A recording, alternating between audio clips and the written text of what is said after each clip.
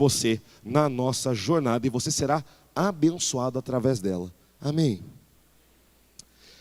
Irmãos, hoje eu quero falar um pouquinho com vocês sobre o passo que vem logo antes de você se tornar um guerreiro equipado. Logo antes de um guerreiro, pense numa armadura por um instante, de um guerreiro colocar o seu capacete, a sua couraça, o seu cinturão, as sandálias. O guerreiro primeiro precisa ter força para fazer tudo isso. Eu gostaria que você abrisse a sua Bíblia em Efésios capítulo 6, versículo 10. E eu quero que você veja junto comigo esse texto que vai nos acompanhar durante toda essa série.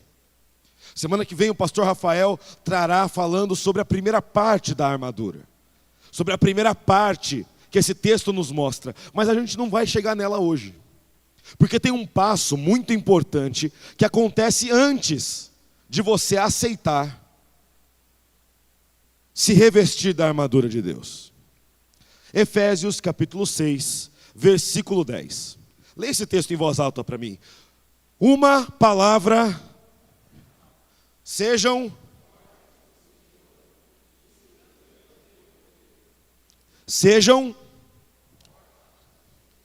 e em seu grande poder. E aí vem logo em seguida, vistam toda a armadura de Deus, para que possam permanecer firmes contra as estratégias do diabo. Então, pega esses dois versículos junto comigo.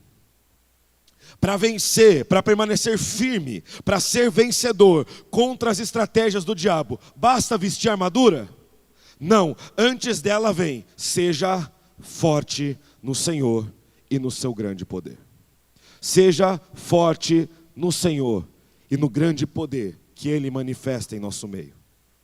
Ser forte, assim vem o versículo 12. Pois nós não lutamos contra inimigos de carne e sangue, mas contra governantes e autoridades do mundo invisível, contra grandes poderes neste mundo de trevas e contra espíritos malignos nas esferas celestiais. A tua luta, ela não é mais de carne e sangue, ela não é mais do mundo natural. A sua luta passa a ser no mundo espiritual. Ser forte significa intensificar as forças. Ser forte significa mostrar a força que você tem. Se você pega duas pessoas de tamanho muito similar, você não sabe o quão forte elas são, até a força ser necessária.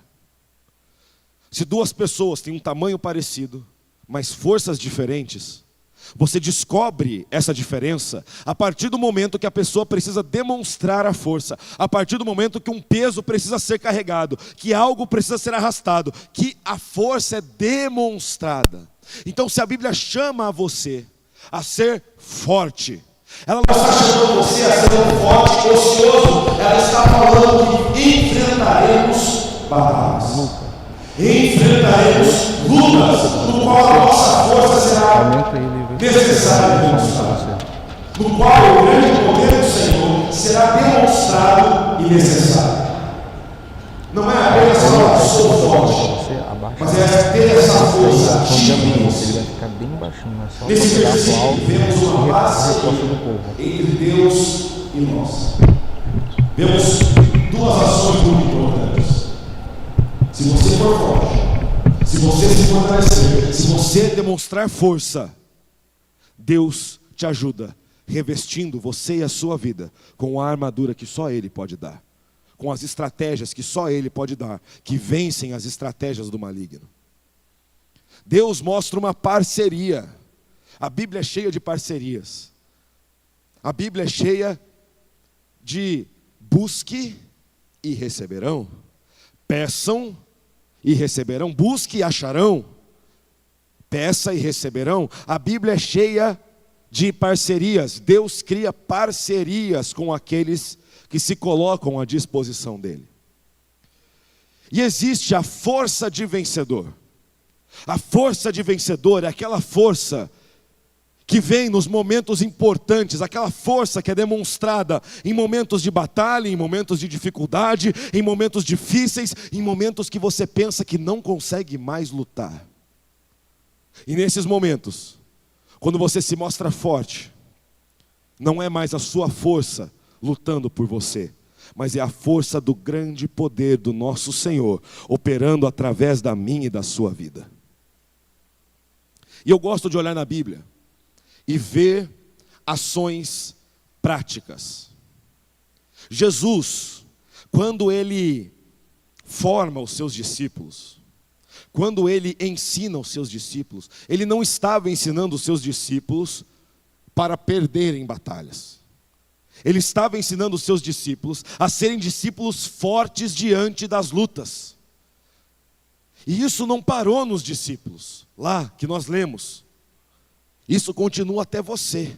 Deus está te dando forças novas. Deus está te ensinando a ser forte, porque quando a batalha vier, em nome de Jesus, ela será vencida. Ela será vencida, porque não é mais eu lutando, não sou mais eu lutando. É Cristo lutando através de mim. E eu gosto de ver a forma que Jesus ensina os seus discípulos. Eu gosto de ver a forma que Jesus faz os discípulos colocarem em prática aquilo que ele ensina. Ou, às vezes, que ele tenta fazer os discípulos colocar em prática, mas eles são cabeça dura demais para fazer. Isso acontece bastante, inclusive, comigo e com você. Nós sabemos o que Jesus quer, mas às vezes a gente luta para colocar em prática. E tem uma passagem muito importante, lá em Mateus, capítulo 14, versículo 15. Abra a tua Bíblia aí, Mateus 14, 15. Mateus, capítulo 14, versículo 15. Abra a tua Bíblia aí e pode deixar ela aberta. Eu falei isso para o pessoal da manhã, eles não me escutaram. Aí eu falei, pega a tua Bíblia aí de novo. Eles tiveram que fazer o quê? Abrir de novo. Então, deixa a tua Bíblia aberta, crente. Ou ligada, pelo menos. Deixa a tua Bíblia ligada, aberta. Porque a gente vai voltar bastante nessa situação. Antes de sermos revestidos da armadura espiritual de Deus, antes de termos a couraça, o capacete, Deus quer nos fortalecer para sermos fortes o suficiente para recebermos essa armadura. Fortes o suficiente para lutarmos as batalhas. Fortes o suficiente para encararmos aquilo que nos espera. E isso aconteceu com os discípulos. Jesus tinha acabado de receber uma notícia muito complicada, muito triste. João Batista tinha morrido. E ele gostava muito de João Batista. Então Jesus quer se retirar para ficar longe do povo. Mas Jesus já era muito conhecido. Jesus, os milagres que ele operava, ele não é apenas conhecido hoje, Jesus já era conhecido naquela época como o grande, aquele que faz grandes milagres. Então Jesus entra num barco e sai. As pessoas, vendo que Jesus fazia isso, acompanharam o barco pela costa, para ver onde ele ia parar. E quando ele para e vê as pessoas, a Bíblia fala que ele teve compaixão da multidão. E então passou o dia ensinando, curando enfermos, libertando cativos, expulsando demônios. E isso Jesus faz até hoje, eu acabei de ver. Eu acabei de sair de um lugar onde mais de 200 pessoas foram libertas de amarras antigas, de pecado, pactos antigos. Você vai ver daqui a pouco. Você não se empolgou comigo falando isso, mas você vai se empolgar com eles. Que eu falo de milagre, você trata como se eu estivesse falando do pão da padaria. Tudo bem, mas eu estou falando de algo sobrenatural para você. Eu estou falando de algo que você não consegue fazer. Deus faz. Eu não consigo libertar ninguém, você consegue? Você consegue expulsar um demônio? Eu também não, mas o nome de Jesus faz com que os governantes se dobrem diante da autoridade, do poder de Deus.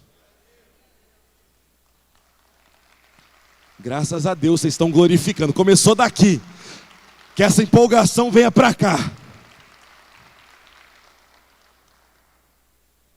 E é aí que a gente entra no texto. Eu sempre gosto de dar um contexto do que vem antes, para você entender aonde a gente está entrando nesse texto. Jesus passou o dia numa região um tanto isolada, ensinando e curando e operando milagres.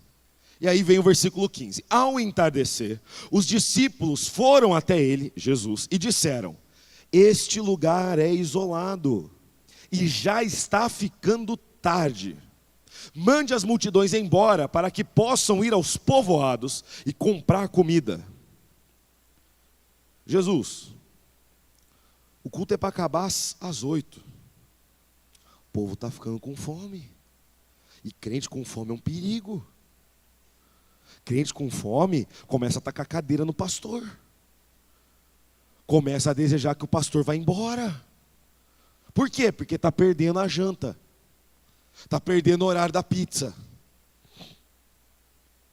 Então você sabe, gente com... Irmãos,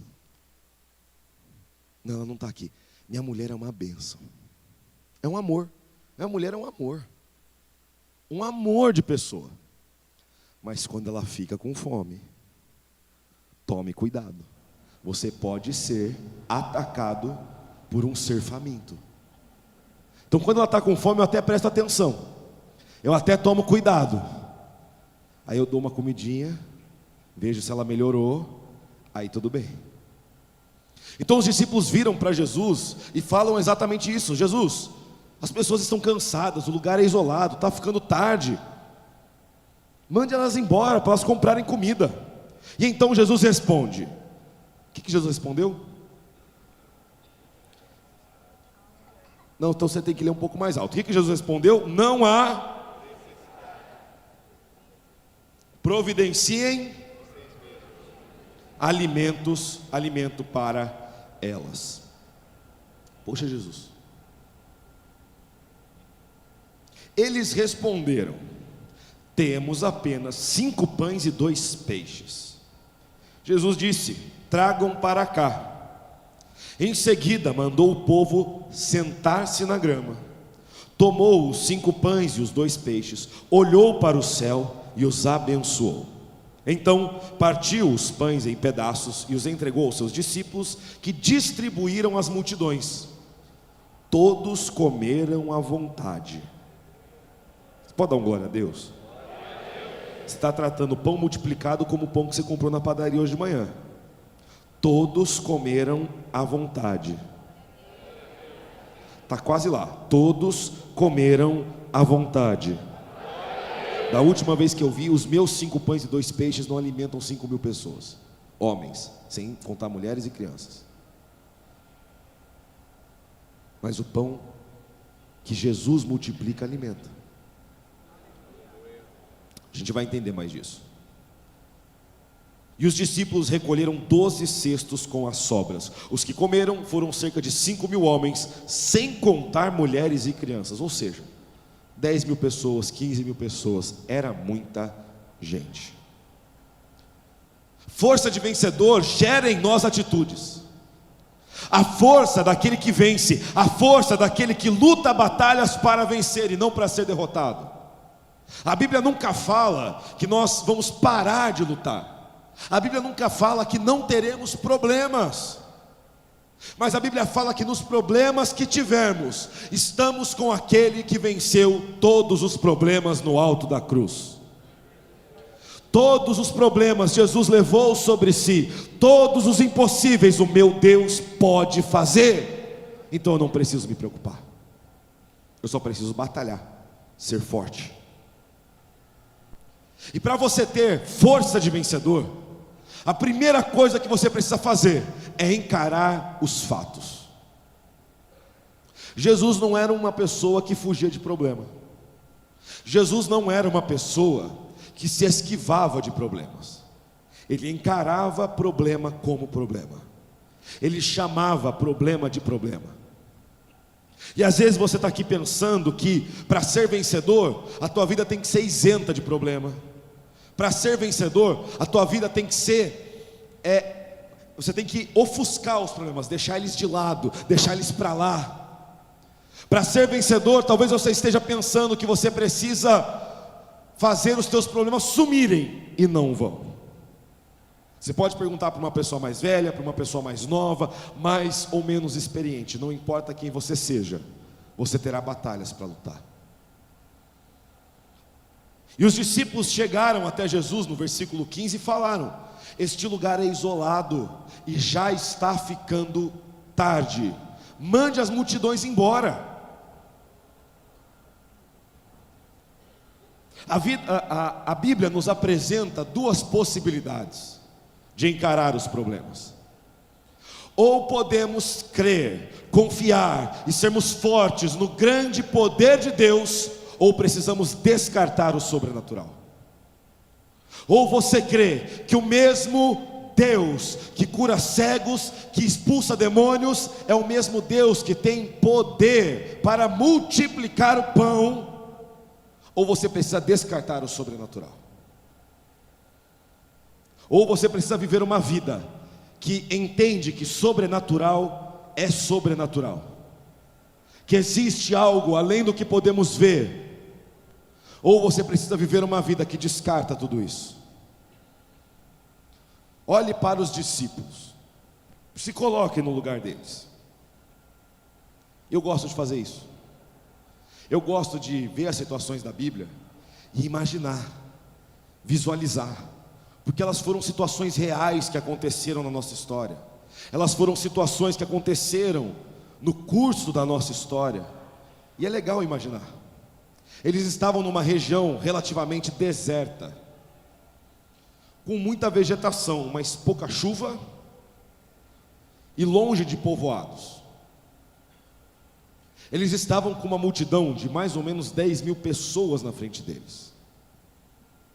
Estava anoitecendo, e o clima no deserto, ele é um pouco diferente do clima do Brasil. Aqui no Brasil você sente muito calor de dia e calor de noite.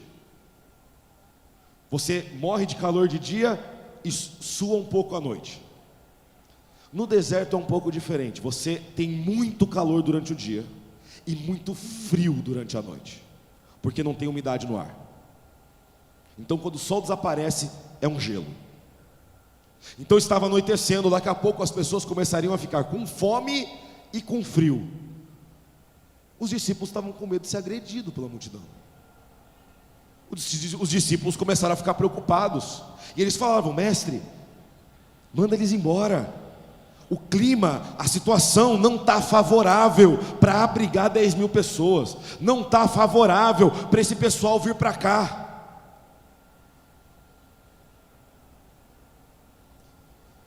Diante dos problemas, a melhor opção é encarar os fatos. E me diz uma coisa: o que os discípulos fizeram foi certo ou errado? Aí você tem que responder. Foi certo. Por que seria errado? Eles olharam para um problema e falaram: mestre, se a gente liberar eles agora, vai dar tempo deles chegarem até o próximo povoado, comprar comida, se abrigar, não vamos ter problema. O negócio é que eles estavam tratando um problema naturalmente, mas eles não estavam sendo discípulos de Jesus. Eles estavam olhando para um problema natural. Fome é natural? A última vez que eu verifiquei é. Frio é natural? É natural sentir frio. É da minha carne sentir frio, é do meu corpo sentir frio ou calor. Só que o que Jesus estava ensinando para os seus discípulos é que eles não precisavam mais encarar os fatos naturalmente. Os fatos continuam naturais. Você bateu o seu carro, é natural ou não é? Seu filho ficar doente, é natural ou não é? Um vírus é natural, não é sobrenatural. Você ter problemas no teu trabalho, o teu chefe encarnar com você, é natural ou sobrenatural? É natural. Mas o que Deus nos ensina é que a forma que lidamos agora com esses problemas, com esses conflitos, com essas batalhas, com essas dificuldades, não precisa ser mais natural. Precisamos olhar pela janela do sobrenatural. A diferença está na forma como você encara os fatos. Diante de um problema, de uma dificuldade, nós somos chamados pela Bíblia a sermos fortes. Diante das dificuldades, das tristezas, das alegrias, de tudo que passamos, somos chamados a ser fortes. Deixe o primeiro momento passar.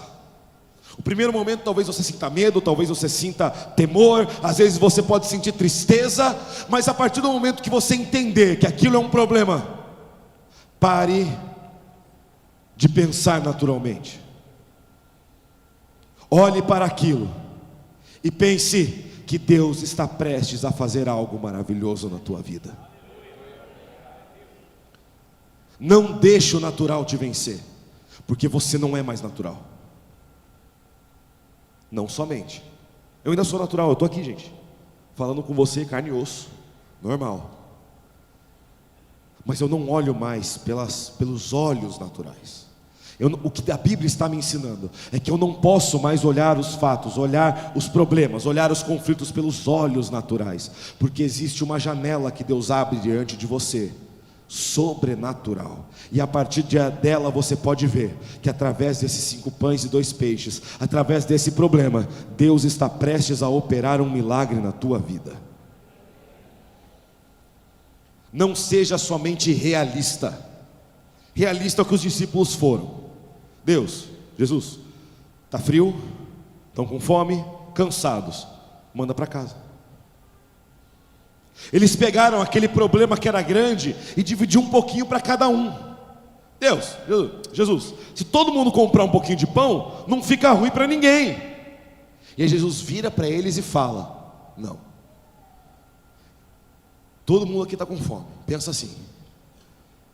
Aí o pastor Danilo chega para mim e fala: ô pastor Daniel, que tal acabar o culto mais cedo hoje, porque o pessoal está ficando bravo. Aí eu viro para ele e falo: pastor Danilo, providencie a janta você mesmo, compre marmita para todo mundo, e de carne ainda, hein? Não quero esse negócio de frango não, picanha, só. Realisticamente, ser realista, pastor Danilo estaria certo. Realmente, é muita gente, não dá para comprar marmita para todo mundo. Realmente, não dá para comprar comida para todo mundo. Eu nem sei alimentar uma multidão de 10 mil pessoas. Eu não consigo nem pensar em quanto arroz que vai para uma multidão de 10 mil pessoas. Mas Jesus vira para eles e fala: parem de pensarem no natural, sejam sobrenaturais. Observe os fatos, encare os fatos, mas vá além, porque o teu Deus te faz ir além. Vá além dos fatos.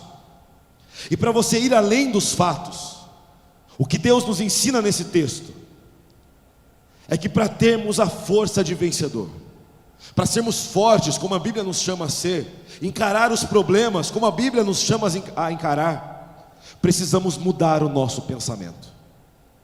A segunda coisa que eu gostaria que você marcasse essa noite: mude o seu pensamento, mude a sua forma de pensar. Jesus vira para eles e fala: não há necessidade, lá no versículo 16, providenciem vocês mesmos alimento para essa multidão. E eles viram de forma realista e não sobrenatural, e responde: temos apenas 5 pães e 2 peixes. Seja forte no Senhor e no seu grande poder. Faz um favor para mim, vira para quem está do seu lado e fala assim: seja forte no Senhor. Agora vira para outra pessoa que está do outro lado e fala assim: você também, seja forte no Senhor. Sabe por que a Bíblia nos chama a fazer isso? Porque quando somos fortes no Senhor, não são apenas 5 pães e 2 peixes, não é pouco, não é limitado, é a oportunidade de viver e experimentar o grande poder do Senhor na minha e na tua vida. É uma oportunidade que Deus nos dá. O que Jesus está nos ensinando com essa frase, que você pode olhar e falar: poxa, Jesus falou para eles arrumarem pão sozinhos. Mas deixa eu te perguntar: se os discípulos olhassem para aqueles 5 pães e 2 peixes e orassem com fé, eles não poderiam fazer um milagre também, através do nome de Jesus? Eles não têm poder nenhum, mas Deus neles poderia fazer? Por que não fizeram?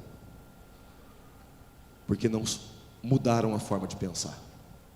Quando Jesus falou, arrumem pão, arrumem alimento, ao invés de orarem, ao invés de olharem para o sobrenatural, ao invés de encararem os fatos de maneira diferente e mudar a forma que eles pensavam, eles voltam a encarar o problema naturalmente. Eu não sei se você entendeu, mas nesse caso aqui os discípulos não conseguiram, foi Jesus quem fez. Jesus que teve que ensinar. Vocês não entenderam ainda, é assim, ó. Existe o sobrenatural acessível para você na tua vida. Jesus está dizendo que podemos enxergar as soluções para as batalhas que vamos enfrentar, para as estratégias que o diabo usa contra nós, de outro jeito. Sair da nossa esfera do natural. Jesus está tentando ensinar isso para os seus discípulos. E deixa eu te contar uma coisa: se você crê em Cristo, você é discípulo dele hoje. Você é discípulo dele hoje, e Jesus está tentando ensinar isso para você. Precisamos interromper com essa síndrome de fraqueza. Precisamos interromper essa síndrome de não posso, não consigo, não dá certo. Porque é uma síndrome já generalizada. Mas não só isso, é uma síndrome que nasce na gente, que está na gente. Tem algum neném aqui? De noite eu perguntei, ele começou a chorar. Tem algum neném aqui? Dá um sinal assim, mãe do neném, porque o neném não vai estar me entendendo, mas a mãe do neném dá um sinal assim. Tem um neném aqui. Boa, levanta ele igual o Rei Leão. Todo mundo olha para o neném. Fofo, né? Pastor Rafael já estaria dizendo: por que você não me dá um neto, meu filho? Essa síndrome de fraqueza que está nos discípulos, que está em mim, está em você, já está desde essa idade, desde o ventre da nossa mãe. Daqui a pouco, quantos anos ela tem? 3 meses. Daqui a pouquinho ela vai começar a aprender a engatinhar, a andar, a falar, a fazer birra, a fazer arte, a ser fofinha. Tudo isso, como qualquer pessoa, vai se desenvolvendo, ninguém nasce sabendo nada. Mas você não precisa ser pai ou mãe para reparar isso. Você já viu que quando um nenê, uma criança na verdade, está aprendendo algo novo, desde algo simples até algo mais complexo, desde amarrar o sapato até aprender a arrumar a própria mochila, a primeira coisa que ele fala é: não consigo. Pai, me ajuda, mãe, me ajuda. Não dá, não consigo, não tenho força. Esses dias eu estava vendo a filha do Rafinha tentando botar um tênis, a Laís. A Laís, que para mim, para ela eu sou o Golias. A primeira coisa que ela fez: mamãe, não consigo. Mamãe, não consigo, me ajuda, mãe. Caraca, não estou conseguindo. Ela fala desse jeito, ela é carioca. Amo a Laís, não sei se vocês perceberam. A primeira coisa que ela falou. Aí o pai dela chegou, o Rafinha, chegou e falou: não, Laís, você consegue. Aí ela parou. E a criança pensa assim: meu pai, ele é melhor que eu, maior que eu, mais inteligente que eu, mais habilidoso que eu. Não só criança, eu já sou adulto e penso a mesma coisa do meu pai até hoje.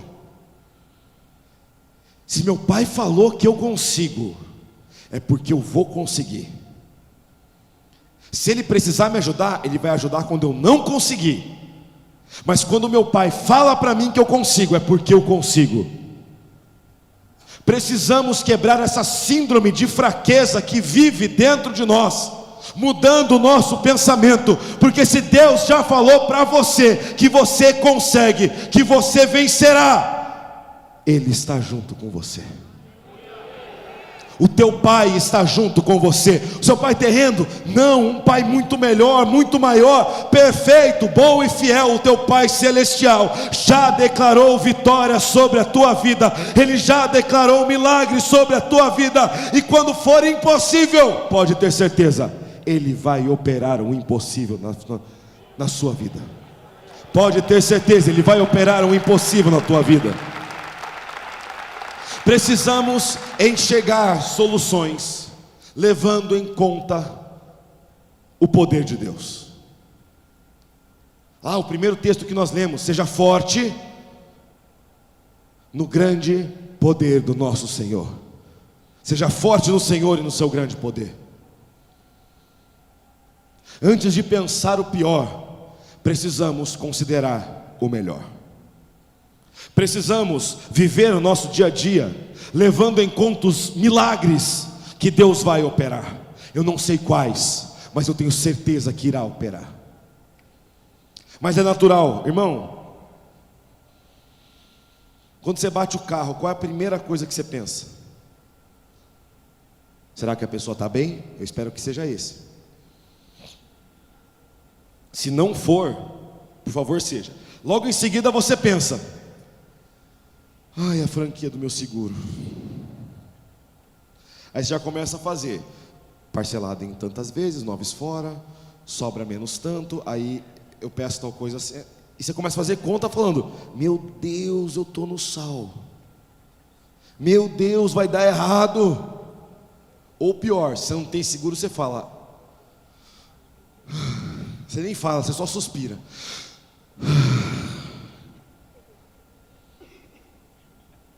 A Bíblia te ensina a fazer diferente. É ruim bater o carro? Horrível. Mas a Bíblia te ensina que existe uma outra solução, mudando a tua forma de pensar. Porque você deve agora encarar as tuas batalhas, encarar as tuas lutas, desde a mais simples até a mais gigantesca, desde as lutas mais tranquilas até as lutas mais desafiadoras. Você tem que olhar para elas e pensar: elas não podem me derrotar, elas são oportunidades de ver algo inédito acontecendo na minha vida, de ver 5 pães e 2 peixes se transformando em janta para 10.000 pessoas. É a oportunidade. Batalhas são as oportunidades que Deus coloca na tua vida de experimentar o sobrenatural dele em você. Mas batalha é ruim. Sim, mas é muito melhor enfrentar elas na presença de Deus.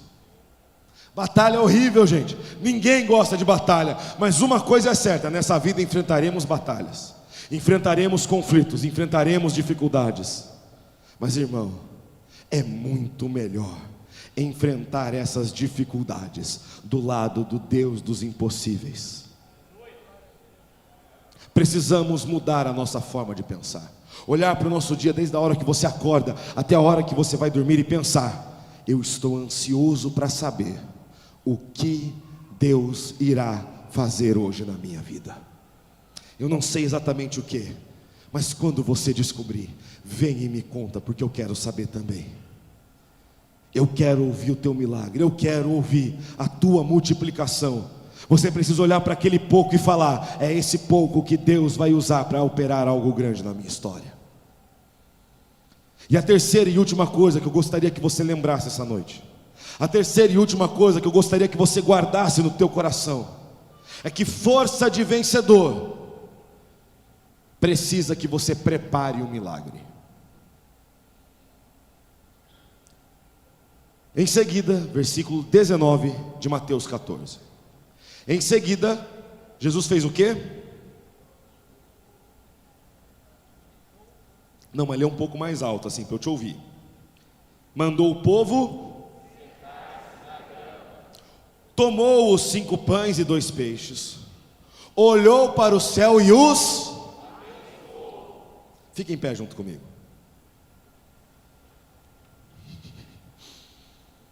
Sabe o que você está pensando agora? Que o culto está terminando. Não, calma que ainda tem mais para pregar, mas vocês podem ficar aí. Sabe o que Jesus fez? Eles estavam igual vocês agora. Já tem gente catando a bolsa para ir embora. Mas sabe o que Jesus fez?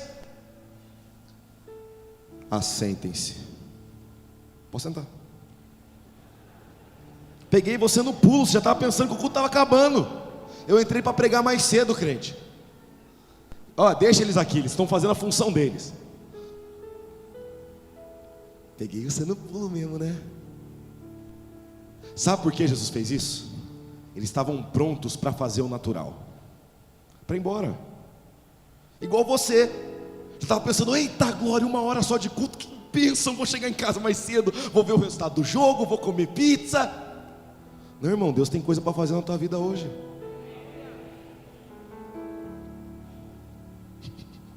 Eu pensei em fazer isso de manhã, mas só fiz à noite. Valeu a pena, pastor Danilo. A carinha deles valeu cada palavra que eu falei. Ele mandou o povo sentar-se na grama. Milagre não é algo que se explica. Você não pode quantificar um milagre fisicamente, cientificamente. Como se explica 5 pães se multiplicando para 10.000 pessoas? Como se explica um cego voltando a ver? Como se explica uma pessoa possuída sendo liberta? Não se explica. Milagre não é feito para ser explicado, não é algo que se explica, mas é algo que você e eu podemos viver na presença de Deus.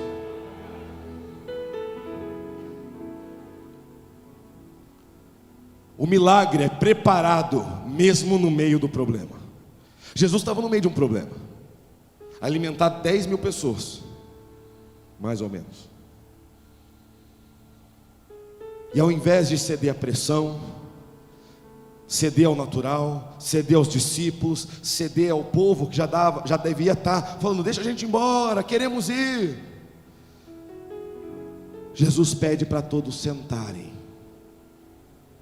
Sentar na grama foi Jesus mostrando para os discípulos que eles precisavam ser fortes e confiar no poder de Deus, não no poder deles. Irmão, eu não posso multiplicar pão. Eu não posso. Eu posso pedir quantas vezes for para aquele pão se multiplicar. Divide em dois, ele não vai.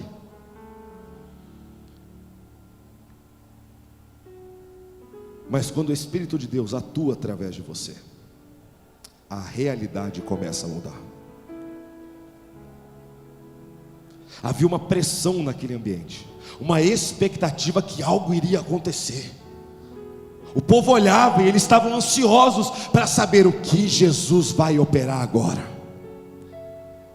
E se você olha para Jesus no meio dos seus problemas, você deve esperar a mesma coisa. Eu não sei o que ele vai fazer, mas deixa eu ver o que o mestre vai fazer agora. Eu não sei se ele vai fazer um pão aparecer na mão de todo mundo. Eu não sei se ele vai dividir o pão, se ele vai fazer pão cair do céu. Mas um milagre está prestes a acontecer nesse lugar.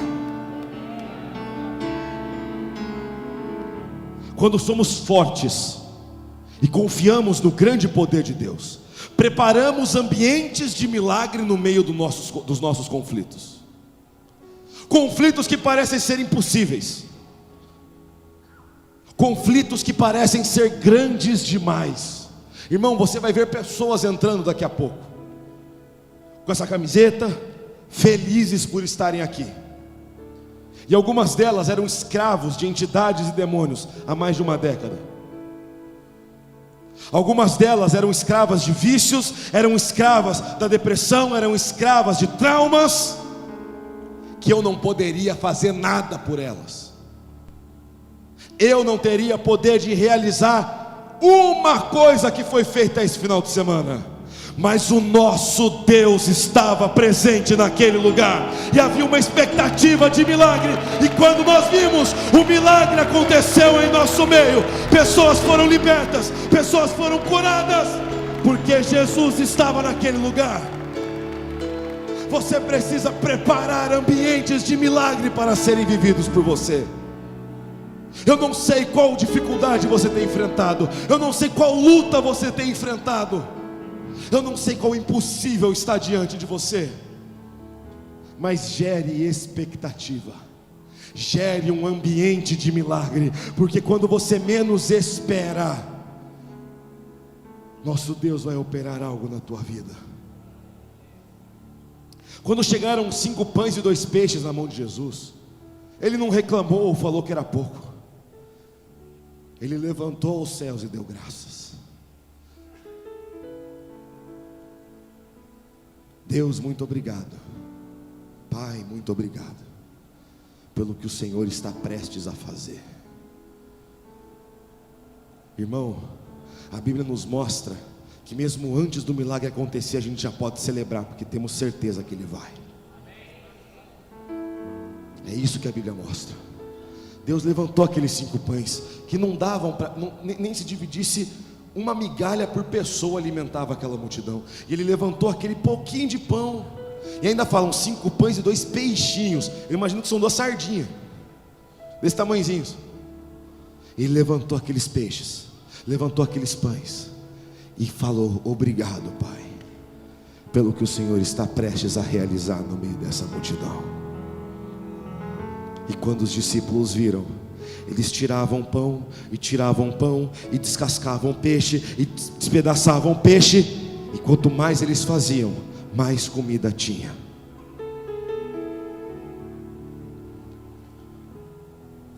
Quando chegarem os 5 pães e 2 peixes na tua mão, seja forte e confie no poder de Deus, porque você pode ter certeza, se você confia no poder de Deus, se você confia e se você está se fortalecendo no Senhor, tenha certeza, um milagre está prestes a acontecer. Antes de vestirmos a armadura, precisamos ser fortes em Deus, precisamos ter a força do vencedor. Antes de termos a armadura do vencedor, a armadura daquele que vence, precisamos ter força de vencedor. Agora sim, agora é verdade. Fique em pé junto comigo. Não vou mandar